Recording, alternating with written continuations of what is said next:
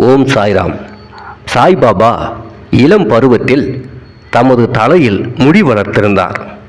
தலைமுடியை ஒழுங்குபடுத்துவதே இல்லை. விளையாட்டு வீரனை போன்று அவர் உடை அணிந்திருந்தார். அவர் ராகாதாவிற்கு சென்றிருந்த போது ஜெந்து, அதாவது சாமந்தி, மல்லிகை, முல்லை ஆகியவற்றின் சிறிய புஷ்பங்களை கொணர்ந்து தரையை சுத்தப்படுத்தி காய்ந்த நிலத்தை கொத்தி அவற்றை நட்டு தண்ணீர் விட்டார்.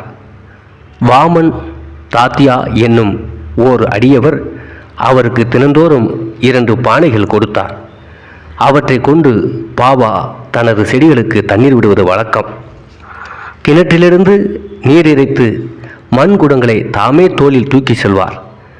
மாலை நேரங்களில் மண் பானைகள் வேப்ப மரத்தடியில் வைக்கப்பட்டு இருக்கும்.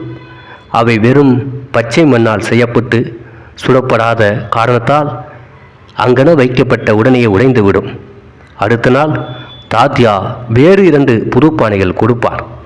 இந்நிகழ்ச்சி 3 ஆண்டுகள் நடந்தது. சாய்பாபாவின் கடின பயிற்சி, உழைப்பு ஆகியவற்றினால் ஒரு பூந்தோட்டம் வளர்ந்தது. இந்த நிலத்தில் தற்போது பாபாவின் சமாதி மந்திர் என்னும் ஒரு பெரிய மாளிகை இருக்கிறது. இது தற்போது பல பக்தர்களால் அடிக்கடி விஜயம் செய்யப்பட்டு வணங்கப்பட்டு வருகிறது.